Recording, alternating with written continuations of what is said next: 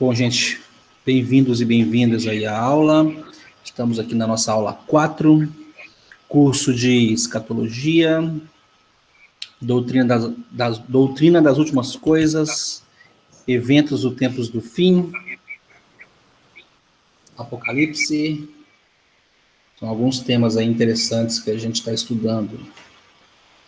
Hoje nós vamos falar um pouquinho sobre o panorama do Apocalipse, gente. Nós poderemos fazer um curso todinho só com Apocalipse, tá?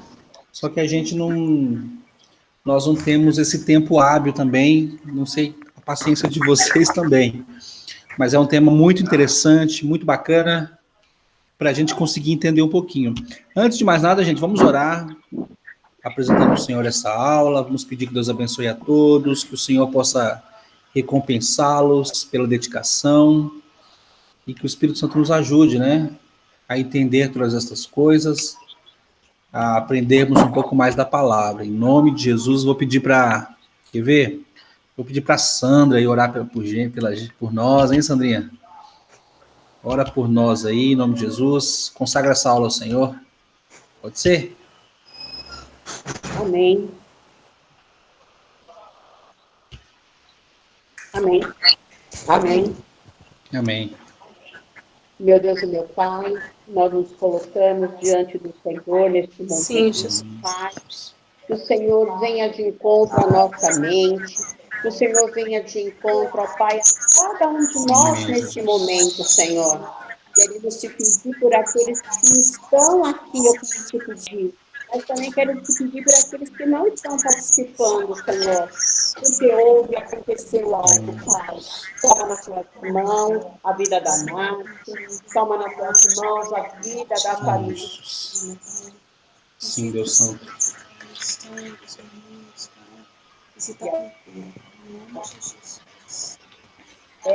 Jesus. Toma nas tuas mãos, Senhor, o controle de todas as coisas da nossa vida.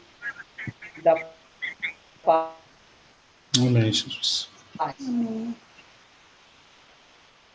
Sim, Deus Santo. Em nome de Jesus. Amém? Amém. É que o áudio dela ficou longe depois, ô Sandra. Seu áudio ficou longe. Sandra? Sandra? Tá orando ainda, Sandra? É a conexão.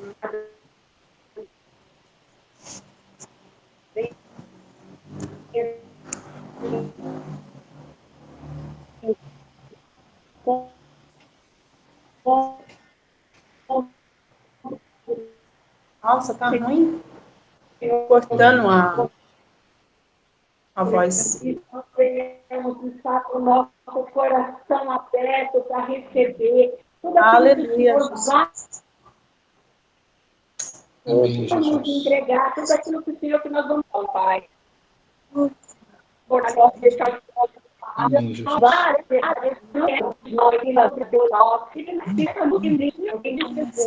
Amém. Amém, Jesus. Amém. O seu áudio ficou um pouco longe, Sandra, um pouquinho, mas depois a gente acabou ouvindo uma parte, viu? Queridos, então vamos só recapitular, gente, né? Nós passamos aí pela primeira aula falando um pouquinho sobre os eventos, falamos um pouquinho sobre a interpretação, vocês lembram? Falamos um pouquinho sobre a interpretação. Na aula passada a gente falou um pouquinho também sobre interpretação de profecia, um pouco sobre algumas áreas aí importantes. Eu acho que vocês já conseguiram perceber um pouquinho que para a gente interpretar a escatologia, a gente, na verdade, não tem muita certeza, a gente só tem certeza daquilo que é doutrina. Daqui a pouquinho eu vou repetir essa parte para vocês. O que muda bastante, dependendo do estudioso, ele pode olhar para um texto bíblico e interpretar de alguma forma. Então, gente, o Apocalipse é um livro, a escatologia é uma área da teologia que permite isso, ela permite você olhar para a mesma coisa de pontos de vista diferentes. Então, eu vou trazer hoje um tipo de interpretação do Apocalipse como eu disse, seria bacana a gente fazer um curso só de Apocalipse, a gente passar aí uns 6 meses lendo capítulo por capítulo. Quem sabe mais para frente a gente pode fazer isso. Como a ideia do curso é dar uma visão assim geral para os irmãos, então a gente só vai dar uma pinceladinha mesmo, mas que fica um gostinho aí de quero mais. Desde já, eu desafio vocês a lerem o livro inteiro. Talvez a aula de hoje ajude um pouquinho a mostrar uma das formas de a gente olhar para este livro. Eu adaptei esta aula, na verdade, os tópicos desta aula. Eu peguei emprestado do pastor Hernandes Dias Lopes. Ele é um estudioso aí, um excelente estudioso das escrituras. Ele tem centenas de livros de comentários bíblicos escritos. E, na verdade, essa aula nem tava. Eu queria trabalhar ela assim, mas a forma como ele traz, né, numa das aulas que ele trabalha o tema, é uma forma muito resumida que eu acho que vai nos dar essa noção. Coloquei uma imagem aí, vocês estão vendo a imagem? Coloquei uma imagem aí para despertar a curiosidade, né, de vocês. Tem aí alguns símbolos do Apocalipse, né? E aí, gente, né, eu sei que é um livro que nos traz muitas dúvidas, nos traz muitas curiosidades. O Denis já postou uma imagem no grupo com algumas interpretações. Gente, é um livro que traz muitos símbolos, tá? Alguns símbolos para a gente está mais ou menos claro do que é. Por exemplo, dragão, a gente sabe que é uma representação de Satanás, do diabo. Outros símbolos a gente não tem tanta certeza, mas a gente imagina. Muitas coisas podem estar relacionados. Qual que é o nosso dever de casa? Sempre olhar para a Bíblia, tá bom? Então, para começar, gente, o livro ele começa ali nos primeiros capítulos falando das 7 igrejas, né? Carta à igreja de Éfeso, carta à igreja de Esmirna, Pérgamo, Tiatira, Sardes, Filadélfia, Laodiceia, e o apóstolo ele estava numa ilha chamada Ilha de Patmos. Na verdade, os apóstolos já tinham morrido e o apóstolo João, ele foi expulso, ele foi deportado para morrer nessa ilha. A voz da igreja tentou ser calada, né, pelo imperador Domiciano. É um dos imperadores mais cruéis que já teve aí na época da igreja. Então, só que, ao invés de João ter morrido nesta ilha, para a glória do Senhor, ele recebe a revelação do Apocalipse. Era uma mensagem de esperança para aquelas igrejas, e para nós hoje também é uma mensagem de esperança. Glórias ao Senhor por isso. Tá bom, queridos? Vamos lá, então. Então, a gente vai falar um pouquinho sobre vamos fazer um resumo aí, uma das maneiras de se interpretar o Apocalipse, tá bom? Então, nosso objetivo e também uma meta, incentivar os irmãos a fazerem uma leitura do livro. Gente, nós não vamos entrar nos detalhes dos detalhes, tá? Como eu disse, não daria. Teremos que ter aí de 6 meses a 1 ano só estudando o livro. Por exemplo, para a gente aqui, nesta aula, não importa se a igreja vai passar pela grande tribulação ou se a igreja vai ser arrebatada antes. Tudo bem? Isso aí a gente vai trabalhar num outro momento. O período dos 1000 anos, que a gente chama de milênio, a nossa intenção não é definir hoje se ele é simbólico ou se serão 1000 anos de verdade, né? Vamos ver quem aqui quer entrar. Bem-vindo, Denis. E o nome desta base de estudo, o nome disso é paralelismo progressivo.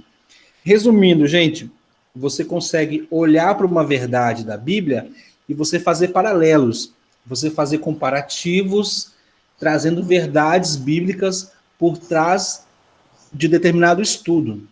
Por exemplo, você pega uma parábola de Jesus, sei lá, a parábola do filho pródigo.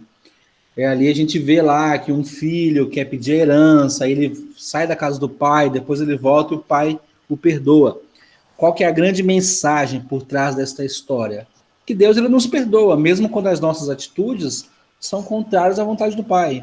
Então, várias coisas, vários ensinamentos na Bíblia, a gente consegue tirar assim comparações, fazer paralelos e extrair verdades. Com o Apocalipse não é diferente. Qual que é a nossa dificuldade? A gente lê pouco esse livro, né? A gente tem medo de ler esse livro, a gente acha que não vai entender nada. Quer falar, Sandra? Sei que você queria falar. Então, gente, ó, vamos comparar sessões, a gente vai fazer várias comparações nesse livro. Eu vou tentar ser objetivo para a aula não passar de 1 hora. Quando a gente fala que é progressivo, quando a gente vai lendo o Apocalipse, é como se fosse aquele filme que começa devagarzinho, ele começa lento, aí ele vai pegando fogo. Aí o filme vai ficando cada vez mais intenso, aí chega lá no final, os novos céus e a nova terra. Jesus vence, ele é vencedor, ele é glorioso, o falso profeta, o anticristo, o diabo são derrotados, a igreja reina. É como se fosse isso, tá? Então, o livro, ele vai trazendo uma série de acontecimentos que Deus ele vai trazendo em cada sessão, em cada parte. E aí, uma verdade que é muito destacada em Apocalipse é a segunda vinda de Jesus. Só lembrando, gente, quando é que foi a primeira vinda de Jesus? Quem lembra? A primeira vinda de Jesus foi... Primeira vinda? Primeira vinda de Jesus foi? Isso, foi quando? É quando ele vem aqui em carne e ossos, certo não? Jesus ele Quando ele vem... nasceu, Ele né? vem, quando ele vem Isso, como homem, né? quando ele nasceu, quando ele vem... A gente chama isso de primeira vinda de Jesus. Ele nasce, ele cresce uma pessoa normal, só que ele tinha também essa característica de ser Deus, tudo bem? A segunda vinda é quando ele volta em glória. Aí Jesus já volta com poder, com grande glória, para julgar, para manifestar a glória dele, tá? Então é por isso que a gente fala primeira vinda e segunda vinda. Então vamos lá. Gente, qualquer comentário, dúvida, escreve no chat, tá? Que aí daqui a pouquinho eu vejo. E aí vai vir a vitória de Jesus sobre os inimigos, e conforme os capítulos vão avançando, essa verdade fica mais clara. E aí eu pergunto para vocês, gente, se a gente fosse resumir a história bíblica, como é que a gente resumiria? Alguém teria uma ideia? Como é que a gente resume o plano de Deus através da história da Bíblia? Alguém aí arrisca? Deus... Salvação, né? Isso, resgate, salvação, encheu teu coração, ele nem êxito. Gente, lá, Deus ele cria o homem peca, o homem é expulso do jardim, aí Deus vai lá e cria uma forma de resgatar o homem. Gente, essa é a história bíblica que vai sendo contada, né? Então, assim, eu queria forçar vocês a pensar um pouquinho que a verdade da palavra de Deus, ela é escrita nesses vários eventos que a Bíblia vai narrando. E no Apocalipse ele não é diferente. O Apocalipse ele vai estar pegando trechos, né, de vários pontos das Escrituras. Então vamos lá, vamos avançar. Então, gente, ó, não é um livro de tragédia. O que é o mal do brasileiro, gente? As novelas no Brasil, os filmes que falam do Apocalipse, os filmes que falam de arrebatamento e tudo mais, eles sempre trazem como pano de fundo uma tragédia. Então aí na nossa cabeça, pô, nuvem de gafanhoto, pô, é o Apocalipse. Coronavírus, pô, é o Apocalipse. Guerras e rumores de guerras, é o Apocalipse. A gente foi acostumado por causa dos filmes mesmos, né, a ficar pensando sempre nessas coisas. Apesar de que vai ser um tempo de julgamento de Deus contra a humanidade pecadora que não se arrependeu, o livro também traz revelações gloriosas a respeito de Jesus, entre outras coisas. Mas vamos lá. Então, gente, é um livro que traz muitos símbolos, tá? A gente viu na primeira imagem, né? Ele traz muitos símbolos, animais, uma mulher que representa ali a meretriz, uma prostituta. É um livro que traz muitas visões de anjos, o falso profeta, trombetas. Então é um livro que ele vem com muitos símbolos. E nem sempre é fácil descobrir esses símbolos. Desculpe decepcionar vocês, mas eu não vou conseguir dar resposta para todos. Então a gente vamos estudando junto. também não sei, longe de mim saber tudo, né? Na verdade, assim, é um convite mesmo para a gente estudar junto. Eu queria incentivar os irmãos a vocês pegarem a sua Bíblia, começar a ler, começar a marcar. E, gente, isso que é gostoso em Deus. Quanto mais a gente acha que conhece um pouquinho de Deus, a gente descobre que muito mais a gente tem a descobrir. Eu acho que isso, se a gente descobrisse já tudo de glorioso que Deus ele tem, a gente talvez nem não suportaria todo esse conhecimento. Mas vamos tentar clarear algumas coisas, né? Deus ele já decidiu o futuro, gente, ele já está decidido. Jesus ele vencerá junto com a sua igreja. E aí tem esse texto, 1 Coríntios, vamos tentar ler ele. Esse texto é importante, viu, gente? 1 Coríntios 15 é um texto bem legal. Paulo tem uma revelação muito boa aí sobre a vitória da igreja, né? 1 Coríntios 15, 25. Esse slide eu vou mandar ele no grupo também, então vocês vão ter lá todas as referências. Quem puder anotar é bom também. Vamos lá, ó. Fala assim, ó. Pois é necessário que ele reine até que todos os seus inimigos sejam postos debaixo dos seus pés. O último inimigo a ser destruído é a morte. Ou seja, Deus ele promete aí uma vitória, o reinado de Jesus. Glória a Deus. Vamos lá, gente. O autor do Apocalipse foi o apóstolo João. O local, a ilha de Patmos, né? João, ele foi...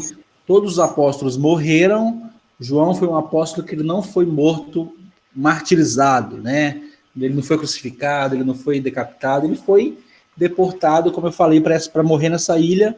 Só que ele não morreu, mas o imperador é um imperador muito, muito maldoso, né?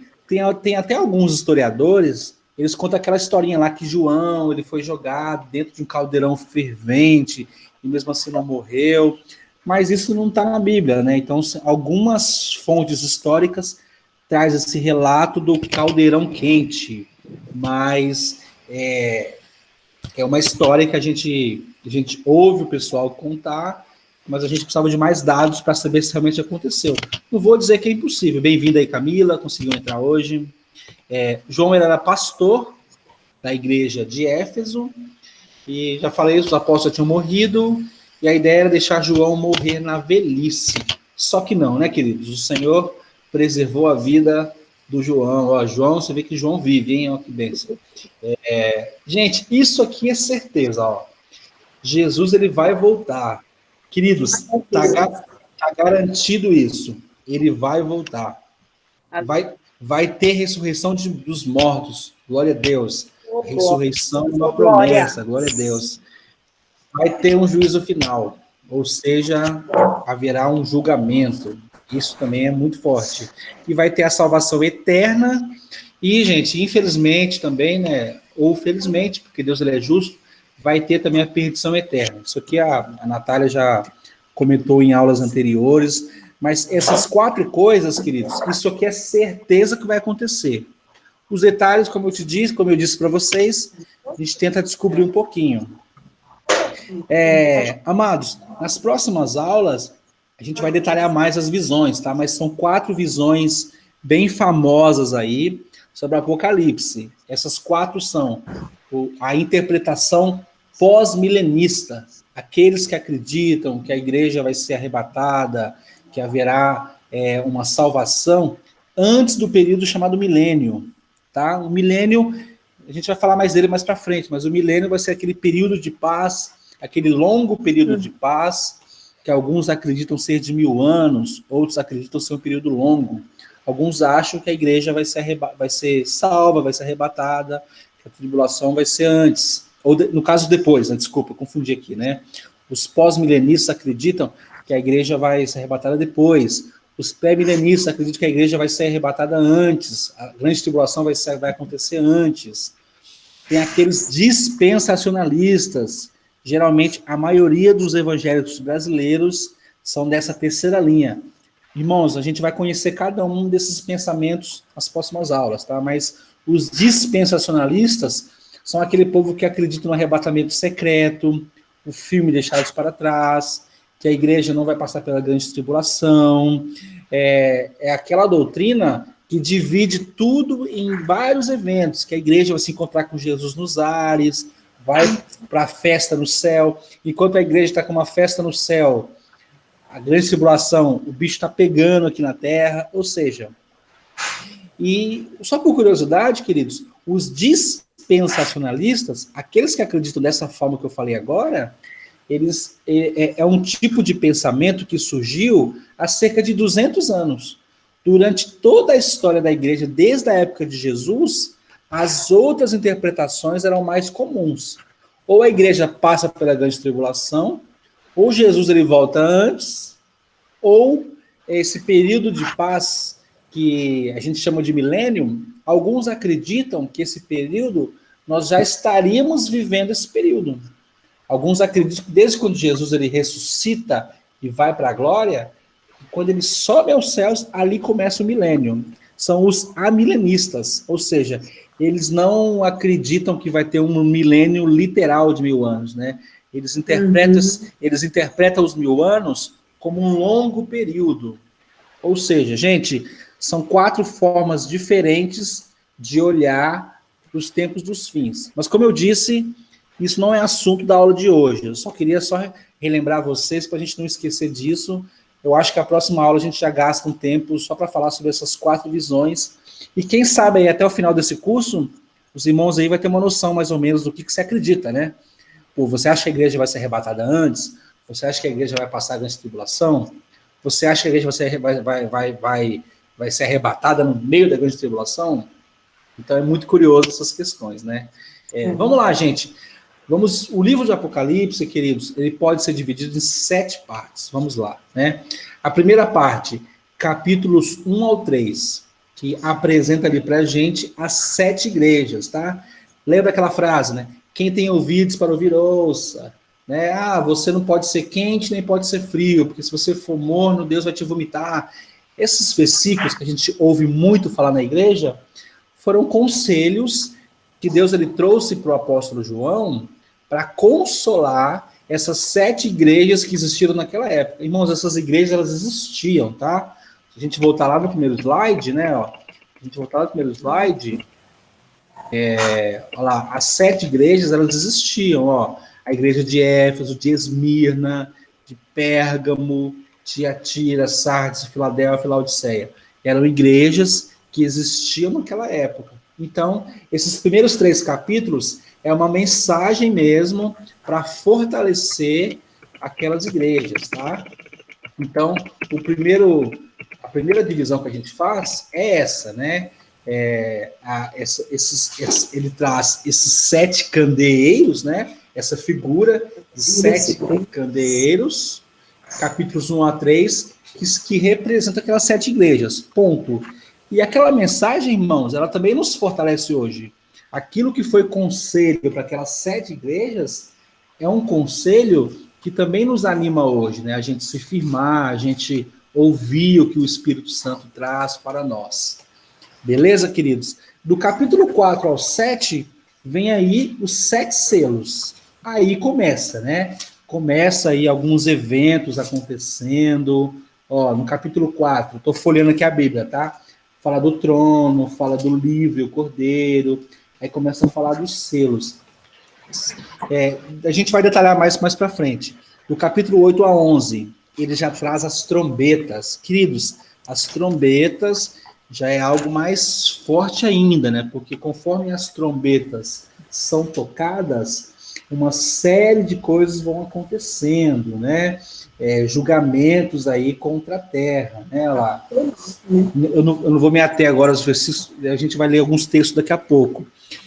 Ó, a quarta divisão, do capítulo 12 ao 14, surge aí os caras do mal, hein? Surge aí o dragão, a besta, um falso profeta e a prostituta montada, né? A mulher montada no animal, que representa aí a grande Babilônia, que seria uma falsa religião, né? Ou seja, queridos, se a gente for olhar, esse quarteto do mal é tudo aquilo que se opõe a Deus, vocês concordam? Ó, o dragão ele é representado pelo diabo.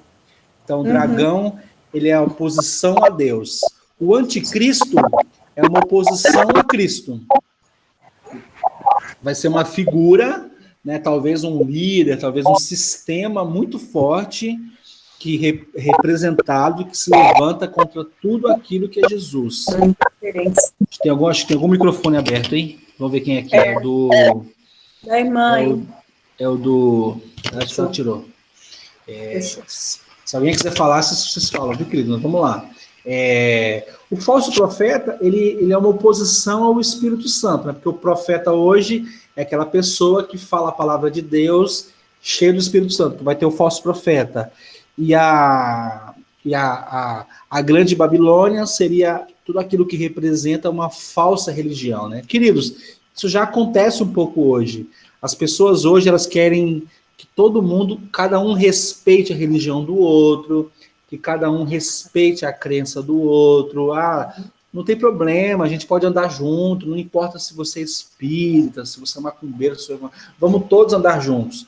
Queridos, a gente deve respeitar sempre a crença do outro, mas a gente sabe que em algum momento a verdade bíblica ela vai confrontar. Tem coisas que a gente, como cristãos, que a gente nunca vai concordar, né? Então, do capítulo 12 ao 14, surgem aí o quarteto do mal. 15 a 16, aí fica mais sério ainda, terão as 7 taças da ira de Deus. Então vai ser mais um julgamento contra a humanidade. A gente percebe que o número 7 ele é bem presente, né? Então, queridos, mais um aprendizado, né?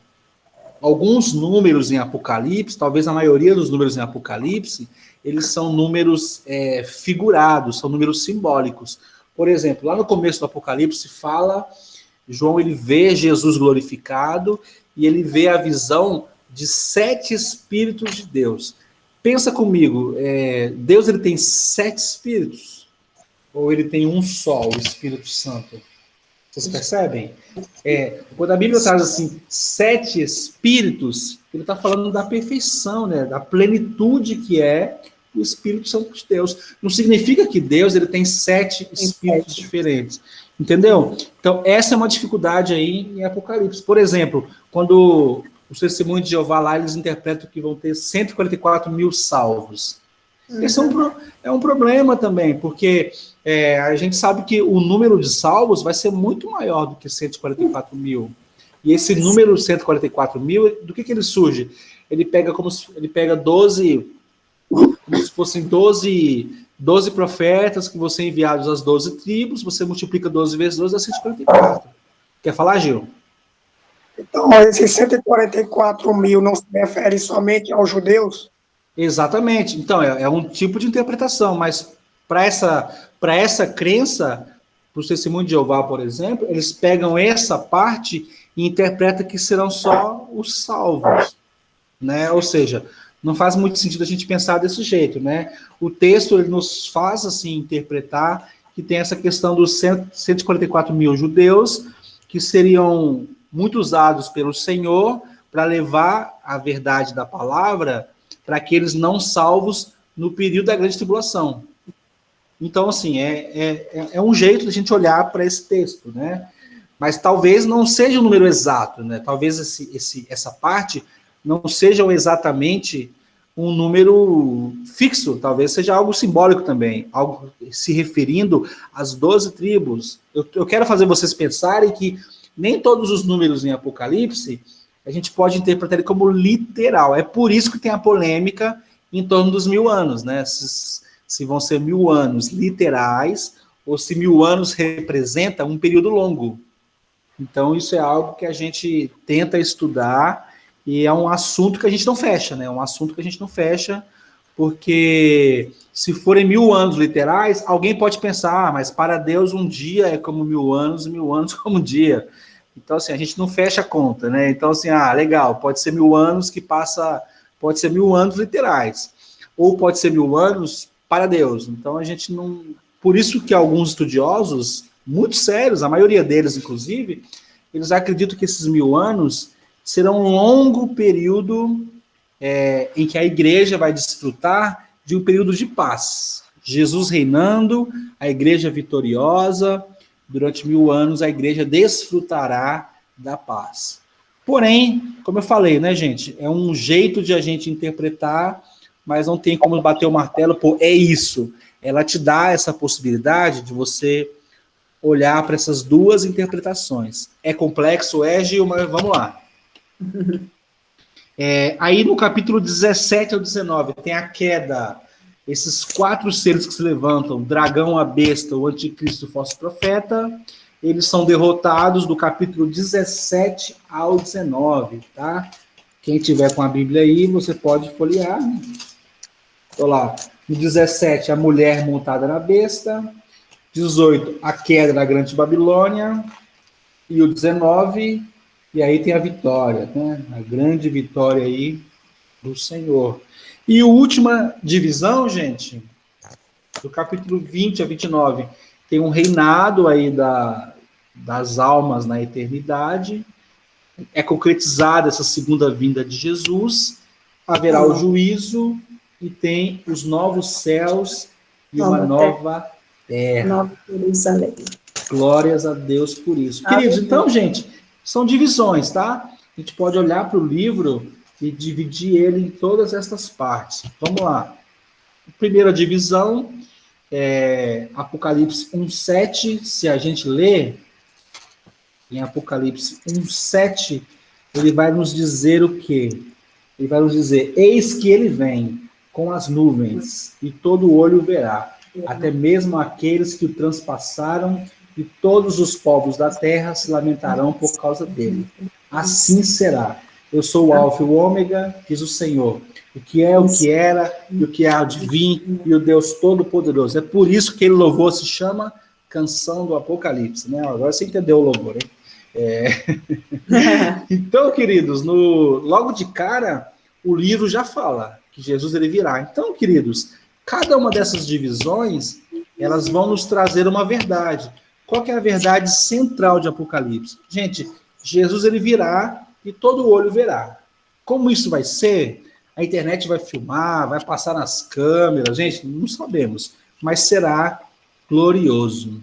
Então, do capítulo 1 ao 3, ele trabalha isso. Amados, na segunda divisão, aí começa, né, gente? Na segunda divisão, dos capítulos 4 ao 7. Gente, eu tentei achar essa imagem em português, mas eu não achei. Então, vamos fixar mais nas imagens, né? Ele traz aí, queridos, os 7 selos, tá? É uma visão figurada também, né? Os selos, ele era usado para você lacrar um documento importante. No caso, né, lá no começo do livro, João, ele viu um livro fechado e pergunta quem era digno de abrir o livro, e não tinha ninguém que era digno, e a única pessoa que poderia abrir este livro era o próprio Jesus. E abrindo este livro, foi revelado esses acontecimentos. Então, vamos lá, né? O primeiro selo tem ali, né, um cavalo branco, o segundo selo tem um cavalo vermelho, tem aí são os 4 cavaleiros do Apocalipse, né? Cada um representava uma coisa. Como eu disse, hoje não daria tempo da gente entrar no detalhe do detalhe, mas resumindo, gente, esses 7 selos são alguma série de acontecimentos que vão acontecer, atacando bastante a natureza e atacando uma parte da humanidade. Olha lá, ó, cada selo, o que cada selo representa? Uma luta, uma perseguição que a igreja enfrentaria. Tudo bem? Então, queridos, muitos estudiosos, eles entendem que a igreja ela vai enfrentar um período de perseguição, um período de sofrimento. Se a gente acreditar assim, a igreja vai ser arrebatada e não vai sofrer nada. Queridos, é difícil você acreditar dessa forma, porque os apóstolos, todos eles foram perseguidos, né? O apóstolo Paulo, ele foi decapitado. Se a gente olhar missionários hoje, eles sofrem em locais onde é proibido você pregar a palavra de Deus. Então a gente entende que se Deus ele não livrar a tua igreja, ele permanece presente para nos dar forças para passar as provações. Então, assim, eu tenho que ser maduro. Mas o coronavírus, ele está aí. Gente, a igreja ela não está livre do coronavírus. Se um de nós tiver essa enfermidade, o Senhor vai estar conosco para vencer essa batalha, né? Então, assim, a gente percebe assim que a igreja ela vai enfrentar nos tempos do fim, Irmãos, ela já tem enfrentado, né? A igreja já tem sofrido aí muitas coisas desses tempos dos fins. Então, resumindo, gente, vai ser um período de prova, tá? Ó, em capítulo 4, o Deus ele está no trono, né? Estou lendo aqui o capítulo 4. Depois dessas coisas, olhei e diante de mim estava uma porta aberta no céu. A voz que tinha ouvido no princípio, falando comigo, como trombeta, né? Uma voz como se fosse trombeta. Suba para cá e lhe mostrarei o que deve acontecer depois dessas coisas. Aí ele começa aqui o relato, ele começa a falar aqui, né, a questão aí das coisas que vão acontecer e tudo mais. Então, queridos, são uma série de julgamentos, tá bom? Então, apesar desses julgamentos, desses acontecimentos, gente, o que a gente vê? No capítulo 4, ele detalha bem que Deus ele está no trono. O que a gente aprende, queridos? Que apesar do sofrimento da humanidade, o Senhor está no controle, ele está reinando, ele é poderoso para nos guiar em todas essas coisas. No capítulo 5, tem um livro na mão do Cordeiro, né? Eu não sei se vocês estiverem acompanhando com a Bíblia aí, ele fala aí do livro na mão do Cordeiro, né? Ele fala do Cordeiro como se estivesse morto, aí ele recebe o livro, e aí neste livro fala que Deus ele é digno, tudo mais, toda a honra, toda a glória. E no capítulo 6, queridos, os selos eles são abertos, né? Lá, estou lendo aqui o capítulo 6. Observei quando o Cordeiro abriu o primeiro dos 7 selos. Então, ouviam dos seres viventes dizer, com voz de trovão, venha. Diante de mim estava um cavalo branco, e seu cavaleiro empurrava um arco, né? Para facilitar aí a imagem, né? Empunhava um arco, e foi-lhe dada uma coroa, e ele cavalgava como vencedor, determinado a vencer.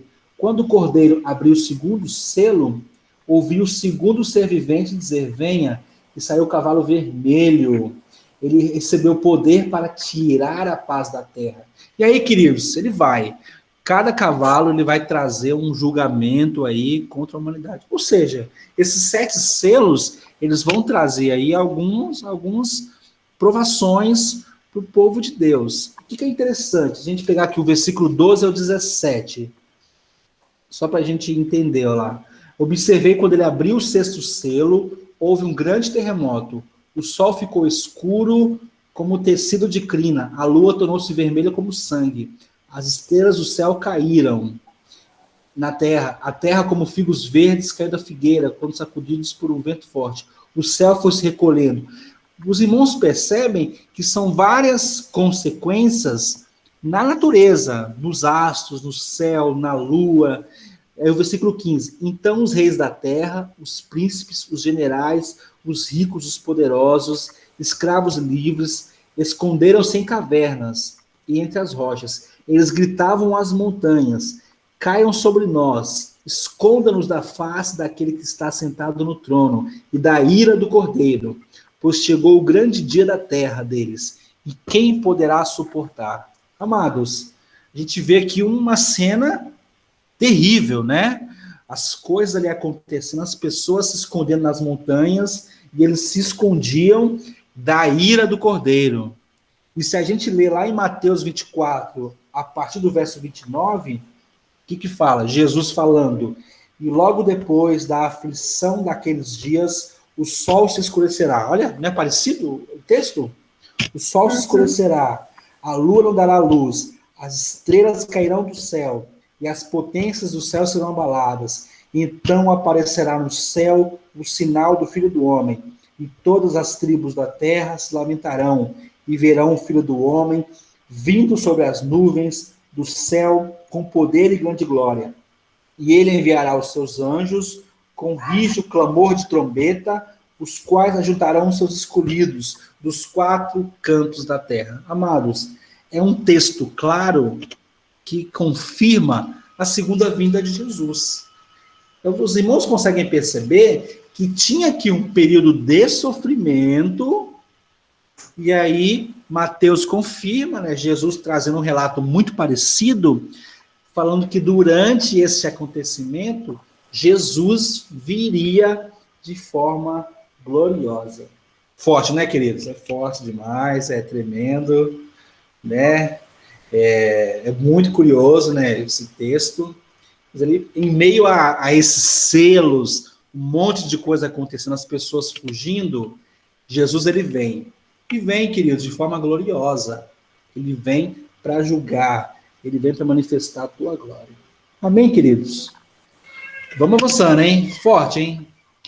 Sessão 3. Aí vem as trombetas, tá? As 7 trombetas. Queridos, as trombetas, geralmente, elas eram tocadas para você avisar a respeito de algo, tá?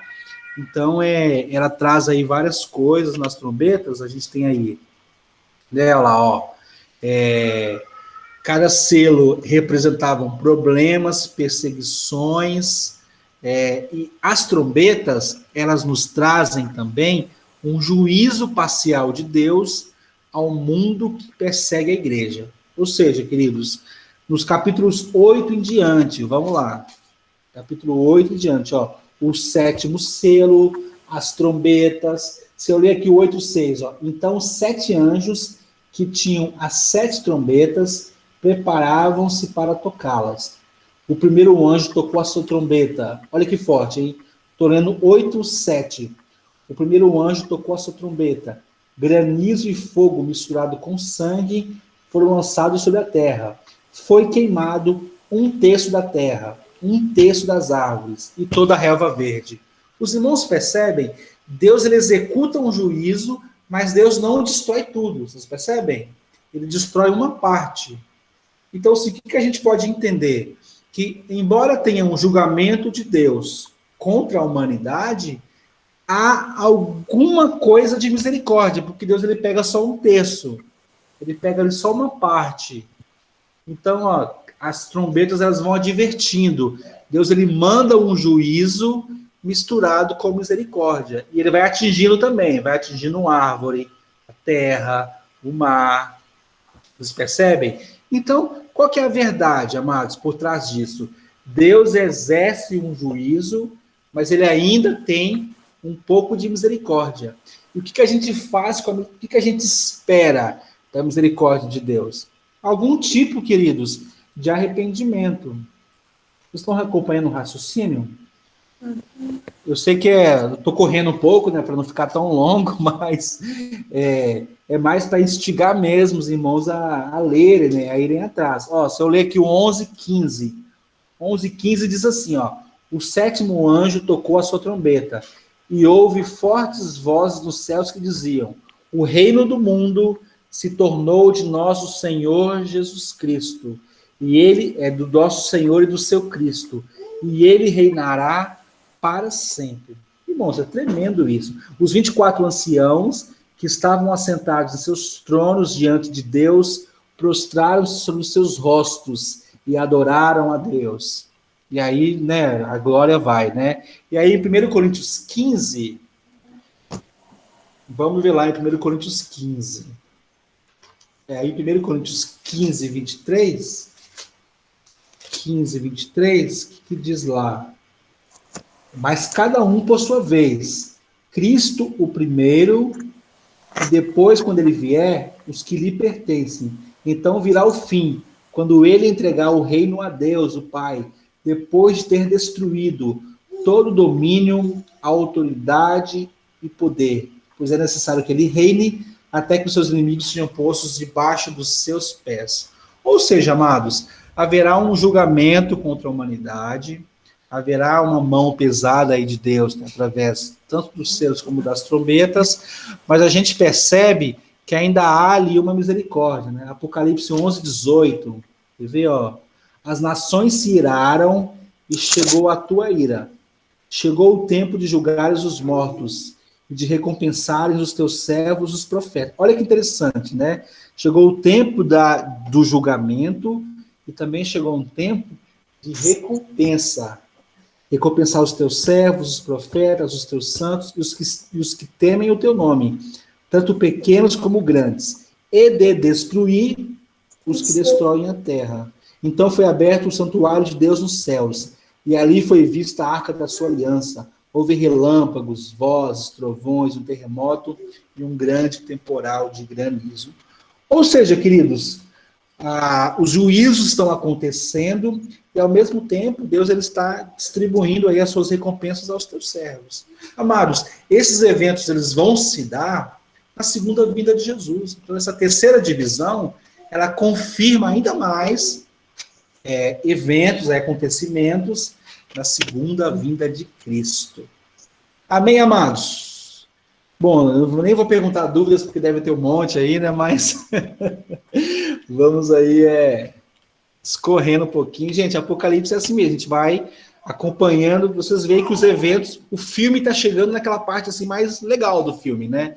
Aí aqui, queridos, surge aí o quarteto do mal, né? É o dragão, que representa Satanás, o falso profeta, que vai enganar aí as nações, né? A grande Babilônia, o anticristo aí com seus chifres, né? Lá, o falso profeta, a grande Babilônia, né? A mulher assentada sobre a besta, que representa aí a religião afastada de Deus, aquela crença que se opõe à fé em Deus, tá? A besta já vimos, e ali o anticristo, né? Essas são as 4 figuras que também aparecem a partir de Apocalipse 12. Aqui na minha Bíblia fala a mulher e o dragão, depois fala que a besta que subiu do mar, a besta que saiu da terra, e aí por aí vai, né? Então, queridos, como eu falei anteriormente, é um sistema que se opõe a Deus. Basicamente isso. O diabo se opõe a Deus desde quando Jesus ele nasce. Lembra que eu falei que é importante a gente olhar para a primeira vinda e a segunda vinda de Jesus? Jesus ele nasce, o rei Herodes, ele fica com medo de Jesus e manda matar os meninos. Vocês lembram disso? Jesus no deserto jejuando, o diabo vai lá para tentar. Se Jesus adora o diabo no deserto, e acabar com o plano de Deus, vocês concordam? Então, o diabo está constantemente perseguindo aí o Senhor Jesus. Tanto que em Apocalipse, em algum momento fala assim que a mulher é perseguida. Tem uma mulher que é perseguida junto com o seu filho em Apocalipse, que não é a prostituta. Essa mulher que é perseguida junto com o seu filho é uma referência a Jesus e Maria. Se não me engano, Apocalipse 20 ou 21 traz essa referência, mostrando que desde o começo, Jesus ele era perseguido, a igreja era perseguida, e um sistema, queridos, se levanta no mundo contra a nossa crença no Senhor. Mas a igreja deve permanecer firme contra essas coisas. O que a gente aprende, né? O dragão, ele surge, o anticristo, esses números aqui são os capítulos, tá? De Apocalipse. A grande Babilônia, que é essa representante da religião do mal, digamos assim, né? E a mensagem central está lá em Apocalipse 14:14. Vamos olhar lá. Vamos lá, Apocalipse 14:14. Olhei, e diante de mim estava uma nuvem branca, e assentado sobre a nuvem, alguém semelhante a um filho de homem. Ele estava com uma coroa de ouro na cabeça, e uma foice afiada na mão. Então saiu do santuário um outro anjo, que bradou em alta voz, aquele que estava sentado sobre a nuvem: tome a sua foice e faça a colheita, pois a safra da terra está madura. Vocês lembram de algum texto de Jesus que fala assim, olhem, os campos estão brancos para a colheita? É curioso, né? Chegou a hora de colhê-la. Assim, aquele que estava sentado sobre a nuvem passou a sua foice pela terra, e a terra foi ceifada. Outro anjo saiu do santuário dos céus, trazendo também uma foice afiada. E ainda outro anjo, que tem autoridade sobre o fogo, saiu do altar e bradou em alta voz, aquele que tinha a foice afiada: tome a sua foice e ajunte os cachos de uva da videira da terra, porque as suas uvas estão maduras. O anjo passou a foice pela terra, ajuntou as uvas e as lançou no grande lagar da ira de Deus. Elas foram pisadas no lagar, fora da cidade, e correu sangue do lagar, chegando ao nível dos freios dos cavalos, numa distância de cerca de 300 quilômetros. Ou seja, amados, o Senhor ele vai ceifar essa terra. Os frutos maduros eles serão colhidos. Então, e a gente vê nesse texto um exemplo claro aí de salvação, né? De Deus ele reunindo os seus escolhidos e que confirma com Mateus 24:31.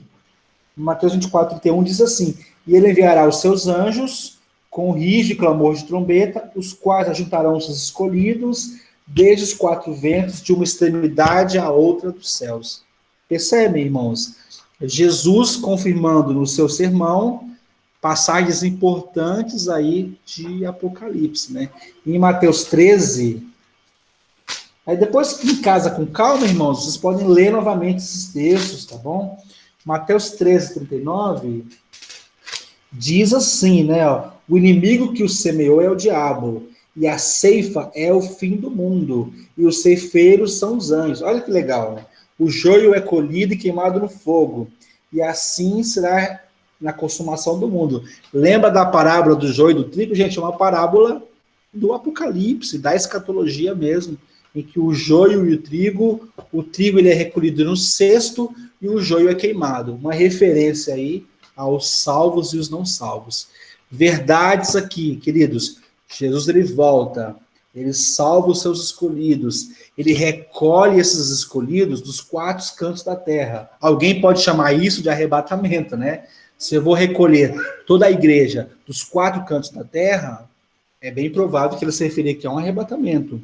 E aí haverá o julgamento dos mortos. E a gente leu na divisão anterior que os salvos eles já são recompensados. Então, amados, na vinda de Jesus acontecerá esse tipo de evento. E Apocalipse 11:18, vamos voltar lá, 11:18, que diz novamente, 11:18, as nações se iraram e chegou a tua ira, chegou o tempo de julgar os mortos, de recompensar os seus servos e profetas e seus santos. E aí, amados, vocês estão aí, não? Tudo bem?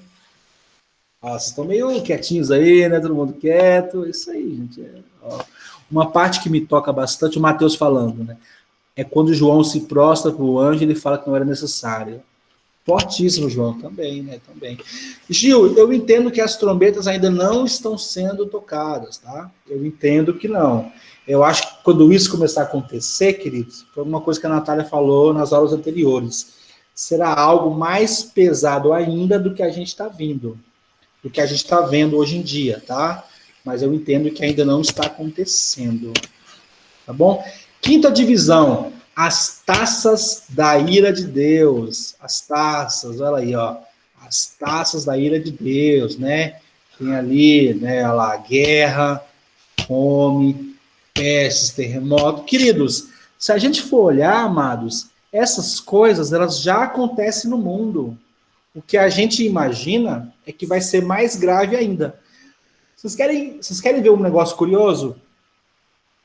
Quem acredita que a gente já está vivendo o milênio, que a igreja já está vivendo o período do Apocalipse, já vê esses eventos. Ó, já tivemos a Primeira e a Segunda Guerra Mundial, já tivemos peste negra, já tivemos aí fome no passado.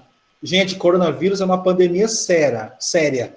Mas se a gente pegar as grandes doenças do passado, elas mataram muito mais. Gripe espanhola, peste negra, fome. Coronavírus é fichinha se a gente olhar lá para trás, né? Mas, assim, são coisas que já aconteceram na humanidade. Mas Jesus, ele não voltou ainda, né, queridos? Então, a igreja não foi arrebatada. O anticristo, ele não apareceu assim, porque a igreja ela ainda consegue avançar. Vocês concordam ou não? Irmãos, a igreja, apesar das dificuldades, ela ainda avança. O número de cristãos ele tem crescido, a igreja tem alcançado lugares que antes ela não alcançava. Eu ainda acho que, por exemplo, o Brasil ainda precisa viver um avivamento.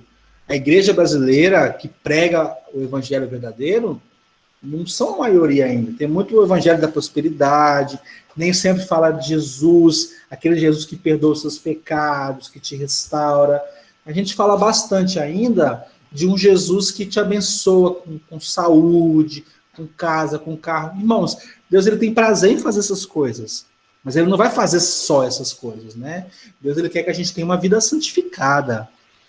Amém, amados? Então vamos lá. O que a gente aprende aqui nessa quinta sessão? Aqui, irmãos, o negócio é mais forte, né? O juízo ele vai ser completo, sem misericórdia. Jesus, quando ele volta com toda a sua glória, aí ele já executa o juízo. E aí, gente, um parêntese aqui, né? Na próxima aula a gente vai aprender sobre as interpretações. Quem acredita no arrebatamento no meio, Jesus ele volta, aí a igreja fica lá um tempo de festa no céu, depois volta de novo, aí na grande tribulação vai ter salvação. Quem acredita dessa forma, vai dando chances para as pessoas se arrependerem. Mas conforme a gente leu aqui, quando Deus ele vem com ira, é meio que ele vem mesmo para julgar. Ele não vem assim para a pessoa se arrepender, né? Quem se arrependeu, Deus ele vai dando chances, mas quando Jesus ele volta e ele derrota Satanás e ele derrota o anticristo, é meio que ali ele já está, que a gente acabou de ler, né? Ele recolhe o trigo no seu cesto e o joio ele vai para o fogo que será queimado. Então, amados, a Bíblia traz vários exemplos aí de quando Deus ele executa um juízo, é meio que não tem muita chance. Por exemplo, né, a parábola das 10 virgens. As virgens estão lá, elas precisam estar com suas lamparinas acesas, esperando o noivo. Amados, é uma parábola dos fins dos tempos. Quem que é o noivo? É Jesus. Quem que são as virgens? A igreja. 5 virgens prudentes, 5 virgens loucas. Se a igreja permanece prudente, cheia do Espírito Santo, santificada, linda, adornada, preparada, quando Jesus ele volta, ele vai para o casamento com a noiva. Agora, quando o noivo ele fecha a porta, irmãos, não adianta bater, não adianta espernear, não adianta as virgens loucas ficarem batendo na porta, porque o noivo ele já fechou a porta. E assim também foi na Arca de Noé. Noé ficou lá durante muitos anos, né? Talvez até uma centena de anos ali, construindo a arca. Provavelmente Noé pregou, né? Olha, vai vir dilúvio, arrependam-se, voltem para Jesus. E ali talvez as pessoas falam, nossa, que louco, olha o que ele está construindo, nunca choveu, não sei o quê. Quando vem o juízo e quando cai a chuva, Deus ele limpa ali a terra. Ou seja, não teve... E Deus ele fecha a porta da arca do lado de fora, né, irmãos? Não teve misericórdia. Então, a Bíblia nos faz pensar, a época que a gente vive hoje é uma época de misericórdia, que a gente prega o evangelho, que as pessoas se arrependem, que as pessoas são salvas. Mas quando Jesus voltar com o seu juízo final, aí vai ser um juízo mesmo de condenação, né, contra uma humanidade. E, irmãos, não vamos nos iludir, né? O mundo está melhorando, e eu tenho dificuldades de acreditar que o mundo está melhorando. Eu vejo, assim, uma maldade piorando, as pessoas, assim, se afastando de Deus, a maldade do ser humano. A gente vê, assim, lógico, a gente vê exemplos de bondade, porque eu creio que Deus ele também tem uma graça. Deus ele colocou algo no homem, essa capacidade de a gente olhar para o próximo, socorrer, mas quando a gente tem Jesus, isso deve ser mais forte ainda na nossa vida. Por eu amar a Jesus, eu vou amar o meu irmão, eu vou cuidar dele, eu vou sentir a dor dele. Agora, uma humanidade sem Deus, sem Jesus, ela tende a cair para o egoísmo, para a ganância, e aí uma série de coisas podem acontecer que a gente já vê aí, só ligar o jornal, né, amados? Gente, dúvidas, coloquem no chat, eu vou avançar aqui. Tá? Então vai ver, do capítulo 15 ao 16, se eu folhear aqui a minha Bíblia, ele começa a falar, né? Os 7 anjos, as 7 pragas, as 7 taças da ira de Deus, né? Aí vem a mulher montada na besta, né? Então aí, vai ter uma aula sobre só símbolo, tá? A gente vai explorar os símbolos, mas eu queria nessa aula mostrar para vocês mesmos algumas divisões do Apocalipse. Vamos lá. 6ª divisão, a queda do quarteto do mal. Esse dragão que se levanta, né, com alguma força, o anticristo que se levanta poderoso, vai semear uma falsa paz na terra. Amados, a política, a religião. Pensa assim, ó, se um grande líder, ele consegue unir as nações e promover uma paz na terra, Isso sem ter Jesus na parada. Isso aí pode ser um sinal, né? Isso aí pode ser algo enganador, pode ser uma falsa paz. Mas a gente vai ver que esse é um sistema que vai se opor a Deus, né? Então, assim, João ele é chamado, João ele vê a queda da grande meretriz, né? Isso mostra no texto. Vamos lá, em Apocalipse 19, né? Vamos ler aqui um trechinho. Em Apocalipse 19, ele vai falar, né? Olha lá, ó. Depois disso, ouvi nos céus algo semelhante à voz de uma grande multidão que exclamava: Aleluia! A salvação, a glória e o poder pertencem ao nosso Deus, pois verdadeiros e justos são seus juízos. Ele condenou a grande prostituta que corrompia a terra com a sua prostituição. Amados, essa grande prostituta que corrompia a terra com a sua prostituição, ela representa uma falsa religião. Alguns até brincam, né? Falam que isso aí é o Vaticano, né? Não vou entrar nesse detalhe aqui, né? Porque é meio difícil de você provar isso, né? Mas alguns falam que é uma falsa religião. Porque, gente, quem que é o representante de Deus na Terra segundo o catolicismo? Alguém sabe? Gente, é a figura do Papa. O Papa, quando o Papa fala algo, por que todos os jornais mostram? Porque o Papa, ele representa uma voz religiosa que todas as nações precisam respeitar. Vocês percebem? Então, assim, alguns, por causa dessa influência, olham para o Vaticano e acham que dali, tem a questão ali de que Roma foi uma cidade construída sobre os 7 montes. Aí tem um versículo aqui que fala que essa prostituta ela é deitada numa região montanhosa. Então a gente vê esse tipo de imagem, né? Mas o que a gente pode garantir? Vai ser uma religião que vai se opor a Cristo, né? Então, vamos lá, onde é que eu parei aqui, né? 19:11. Vamos lá para o versículo 11. E vi os céus abertos, e diante de mim um cavalo branco, cujo cavaleiro se chama Fiel e Verdadeiro. Gente, quem será que é esse cavaleiro, né, queridos? Ele julga e guerreia com justiça. Seus olhos são como chamas de fogo. Em sua cabeça há muitas coroas, e um nome que só ele conhece, ninguém mais. Ele está vestido com um manto tingido de sangue, e o seu nome é Palavra de Deus. Os exércitos dos céus os seguiam, vestidos de linho fino, branco e puro, montados em cavalos brancos. De sua boca sai uma espada afiada, com a qual ferirá as nações. Ele as governará com cetro de ferro. Ele pisa o lagar do vinho do furor da ira de Deus Todo-Poderoso. Em seu manto, em sua coxa, está escrito Rei dos Reis e Senhor dos Senhores. Amém, amados? Então, o Jesus, ele vem com todo esse poder, junto com seus exércitos. Alguns até que acreditam que aqui a igreja ressuscitada, os santos ressuscitados, eles vêm com Jesus, né? Alguns acreditam dessa forma. Então Jesus ele vem com seu exército e com a espada que sai da sua boca, ele derrota, né? Ele derrota aí os seus inimigos. Então cai a religião, né? Cai a religião, cai a Babilônia e há a salvação. Amém, amados. Né? E aí, vamos avançando, né? Os salvos voltam com ele em glória, dá uma ideia de justiça, eu já falei também, né? Então, queridos, esse... João. Oi. Algum papa pode ser o anticristo? Não sabemos, Mateus, não sabemos. Eles já acharam que... Já tiveram papas antigamente, eles já chegaram a achar que eles seriam, mas a gente não sabe.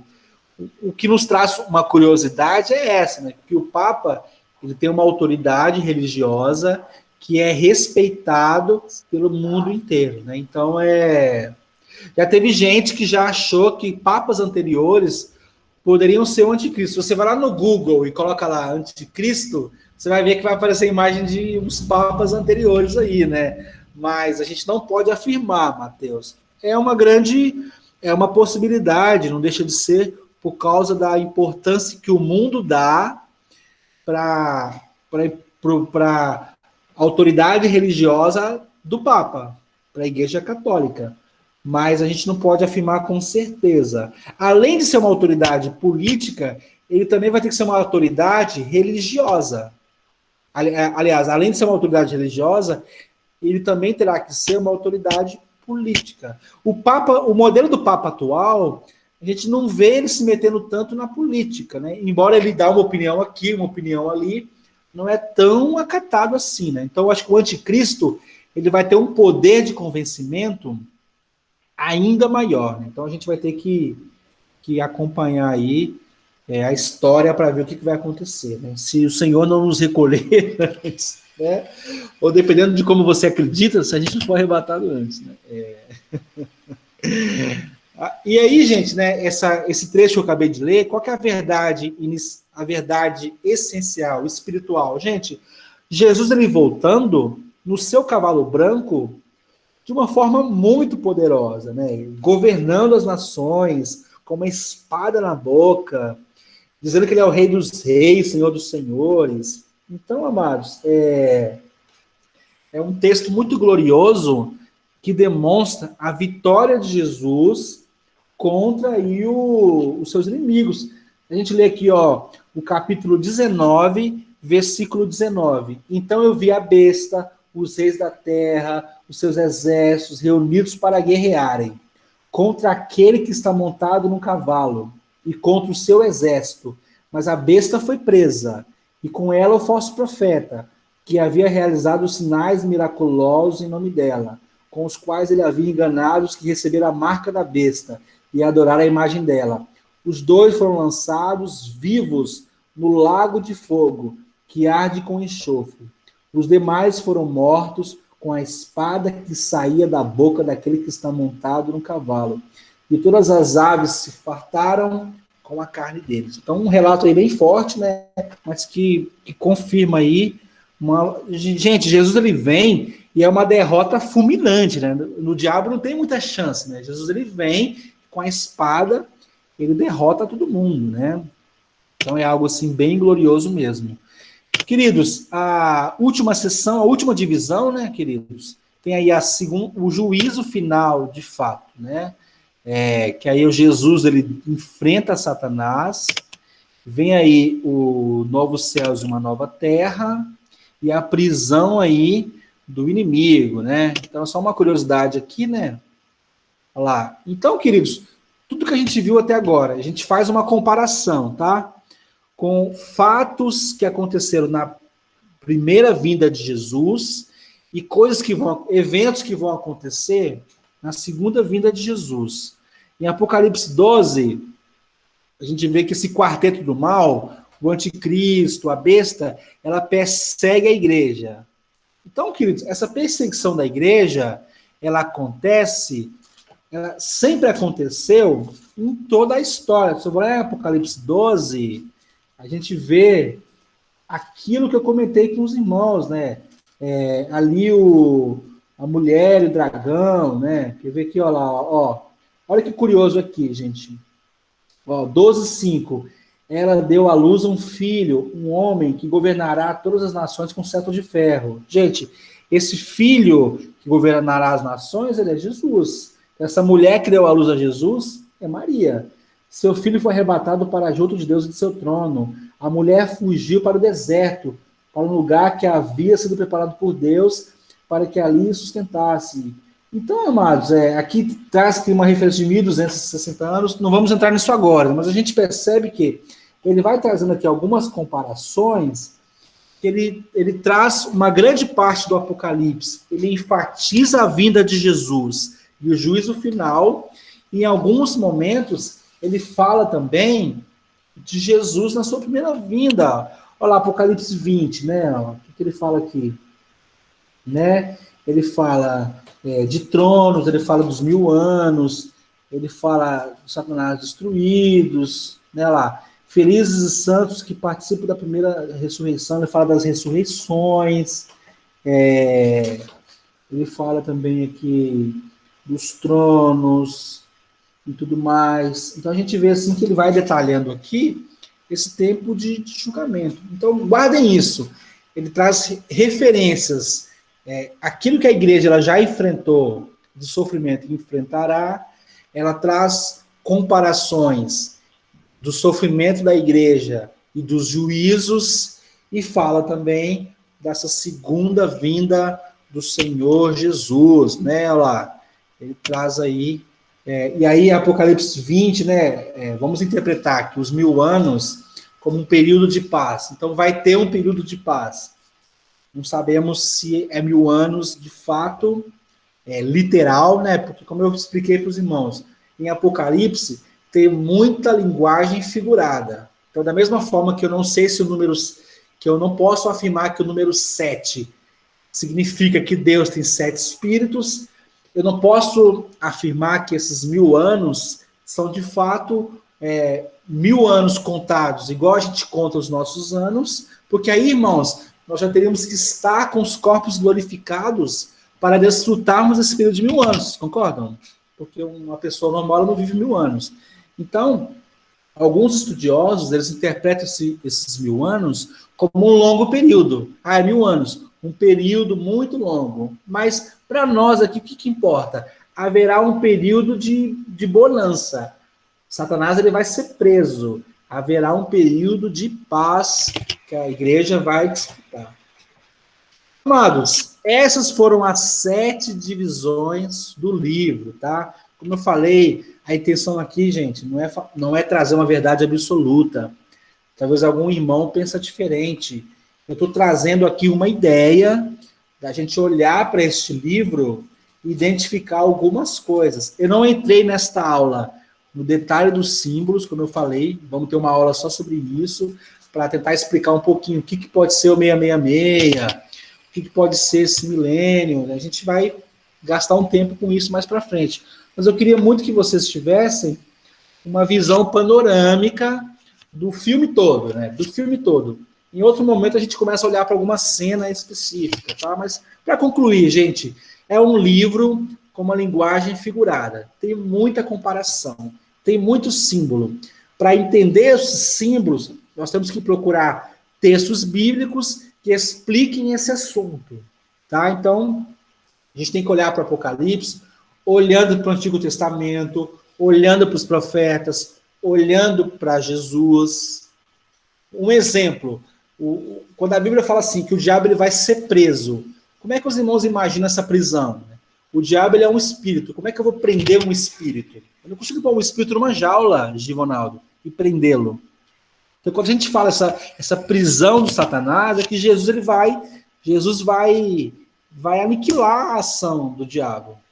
Porque um espírito, ele não é preso igual a gente prende uma pessoa. Então, Jesus ele traz lá o evangelho lá de que quando o valente domina uma casa, e aí vem alguém que é mais forte que o valente, domina esse valente e consegue libertar os seus bens. É uma referência de que as nossas vidas, irmãos, elas foram libertas pela salvação em Cristo Jesus. Todos nós estávamos mortos em delitos e pecados, nas mãos de Satanás, Jesus vai e nos resgata. Ou seja, a obra de Jesus é uma obra de salvação, é uma obra de resgate mesmo. Então, só para os irmãos terem uma noção que são várias comparações que a gente faz. Amados, a nossa certeza, Jesus ele voltará, Jesus ele vai julgar os vivos e os mortos, haverá ressurreição, Satanás vai ser condenado, haverá uma bênção eterna. Nosso desafio, tentar encontrar a melhor interpretação. Os eventos do fim, está lá em Mateus 24, a gente consegue fazer a leitura, lemos alguns trechos hoje.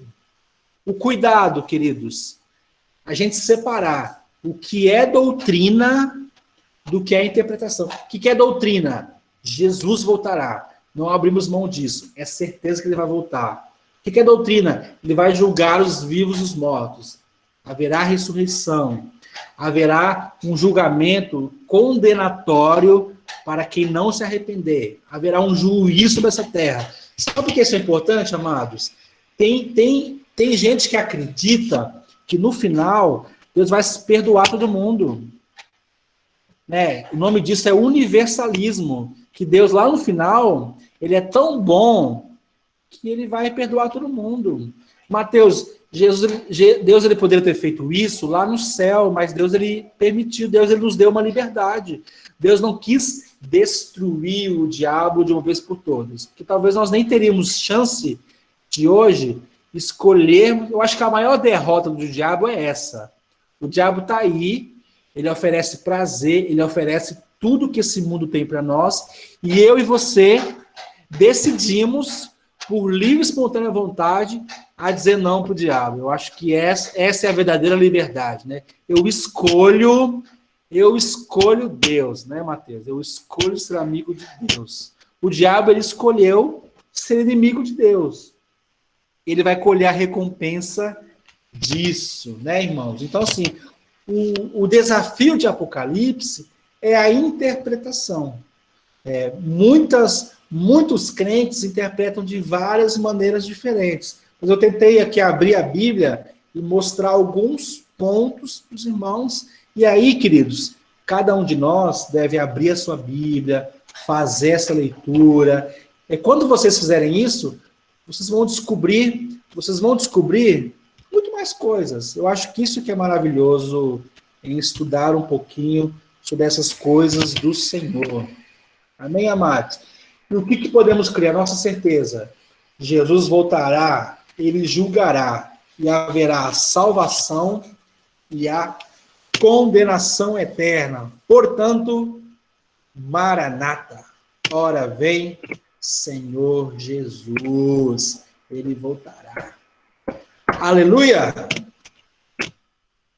Amém, queridos? Eu sei que foi corrido, uma hora e pouquinho, Givonaldo, mas a ideia foi trazer mesmo essa...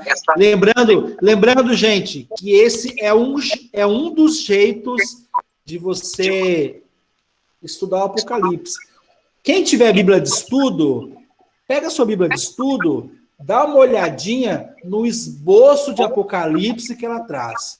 Dá uma lidinha na introdução de Apocalipse e no esboço. O jeito que eu trouxe foi um jeito de você comparar os eventos, tá? Mas me desculpe, mas eu não me ative aos detalhes, né? A gente vai ter uma aula que a gente vai olhar para esses símbolos e tentar descobrir alguma coisa a mais. Amém, queridos? Dúvidas, curiosidades?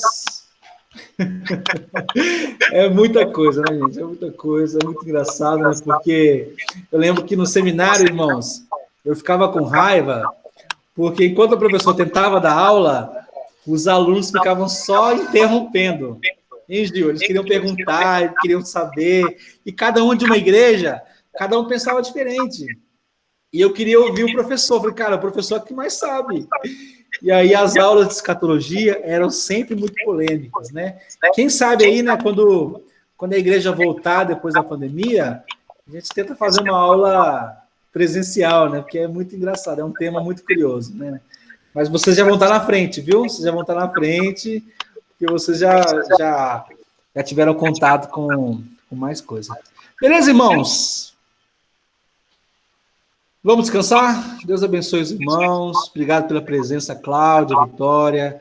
Gisele, obrigado, Gi, por entrar. A Gi é engraçado porque a Gi perguntou assim, mas João, não tem um jeito correto? Gi, não tem.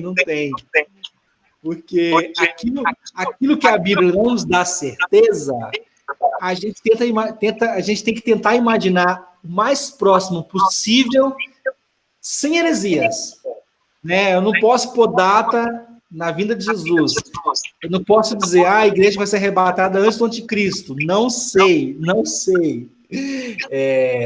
E a gente tem que tentar entender um pouquinho aquilo que está no texto. E quem sabe mais para frente, futuramente, a gente pode pegar aí, vamos supor que o pastor compra essa ideia, pegar aí uns 6 meses para ler Apocalipse, livro, capítulo por capítulo.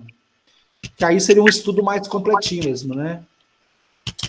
Vamos orar, queridos? Deus abençoe. Se alguém tiver alguma dúvida, fale agora. Dona Antônia, obrigado pela presença. Mateus, vamos continuar orando aí pela Natália, pelo Tiago, pelas crianças, para o Senhor restaurar a saúde deles, em nome de Jesus. Essa aula vai ficar gravada, viu, queridos? Vai ficar gravada lá no YouTube e também no site. Os slides eu vou mandar também no grupo para vocês verem os textos. Vamos aprendendo, né? Pedido de oração?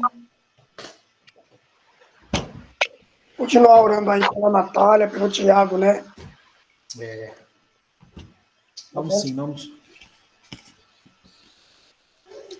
Vou pedir para o diácono Givonaldo conduzir essa oração final aí para as nossas vidas.